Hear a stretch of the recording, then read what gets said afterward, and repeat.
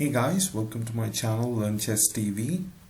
This video is going to be a continuation from the series of the Accelerated Dragon.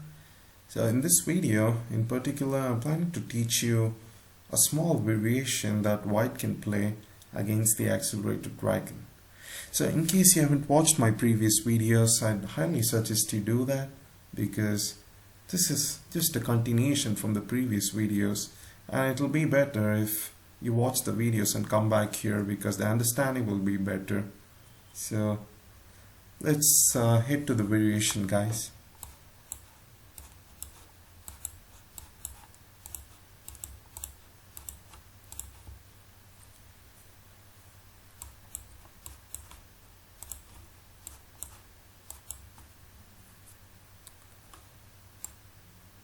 So as we talked about the classical system, in the bishop e2 variation, black is going to castle here. After bishop e2, we're going to castle and then play d5, because I mentioned that we don't play d5 before castling because of the impending e5, because the e5 might cause problems. I know that e5 directly can't be played, but we don't want to take chances, because after knight takes c6, what I mean to say is that after knight takes c6, here if black play d5, then white can play knight takes c6. After pawn takes c6, then there's a possibility of e5, and it's not looking too good for black, and thus we castle first, make space on e8, and then play d5 if ever there's an e5 coming. So I mentioned that we talked about the variations. After castling, we're going to play d5. Sorry for that. We're going to play d5, and we analyzed pretty much all the variations. After e takes d5, knight takes d5, we already saw those variations. So I think I had to address one more small sub-variation. That is, what if white played knight b3? You probably won't see this much. You probably won't see this much at all. But let's just consider for covering all the variations in the Accelerated Dragon, because my intention is to not leave out any of the sub-variations that can be played by white. We're going to create a complete opening repertoire for black in this video series. So after knight b3,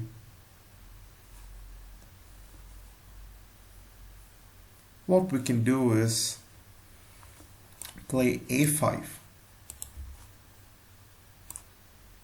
The playing e5 is because there's a4 next, and there could be a3 as well. So a4, a5, and a3 is not just direct moves. When white captures the pawn on a3, it not only opens up this file, the a file, but it also makes this diagonal, it opens up this diagonal as well, and makes this bishops very strong. So white is not gonna allow black to play a4,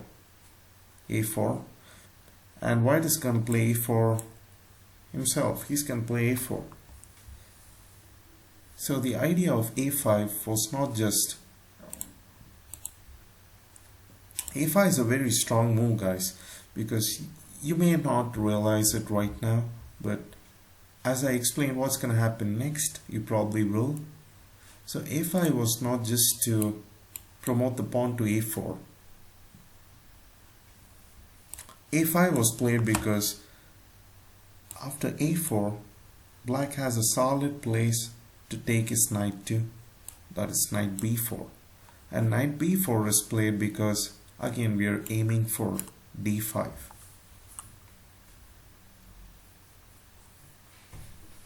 So if white castled now, which seems like the natural move, we're going to play d5,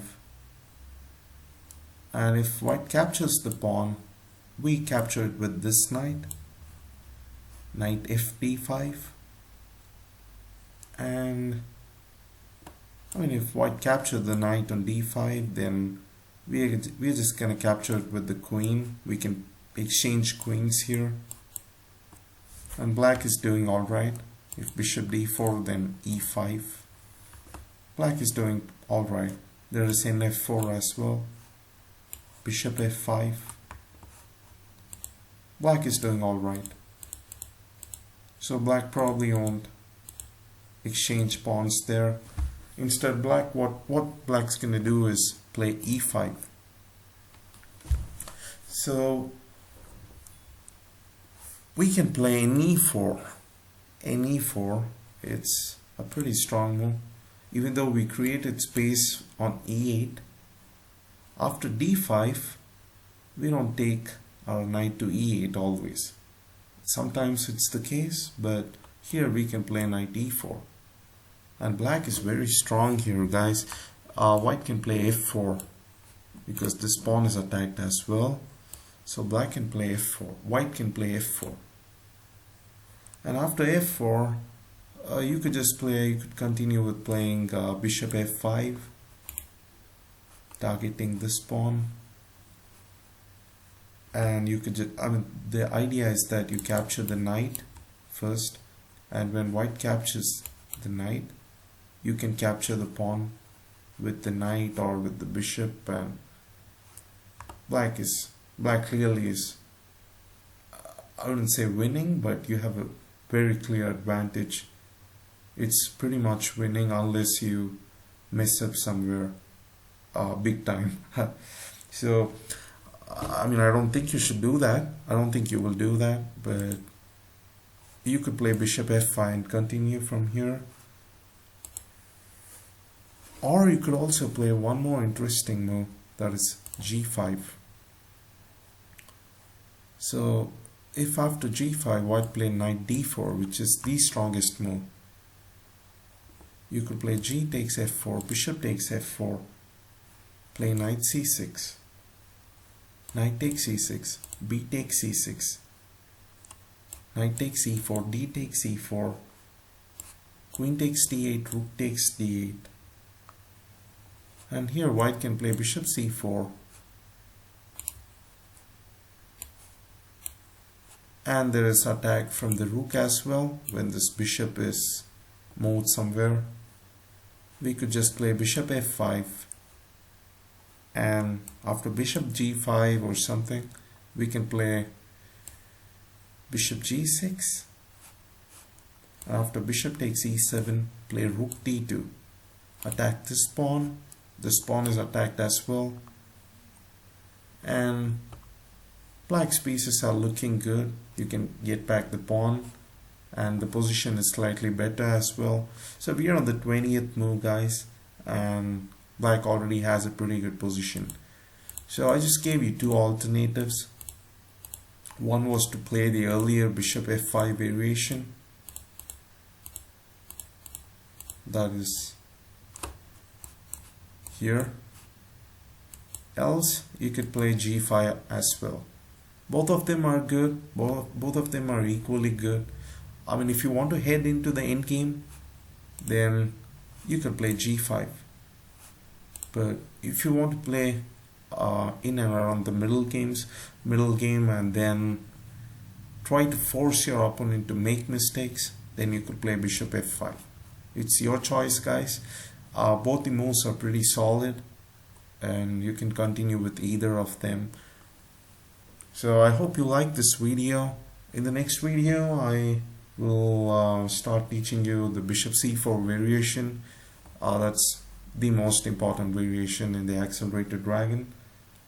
And stay tuned, guys. If you have not subscribed to my channel, or if you're new to my channel, please subscribe to my channel and hit the bell button as well, because I hope you'll get the updates whenever I make a new upload. And if you like this video, please hit the thumbs up button, and as always, please leave a comment down below, and I'll address whatever requests you have. Thank you, guys. Thanks for watching.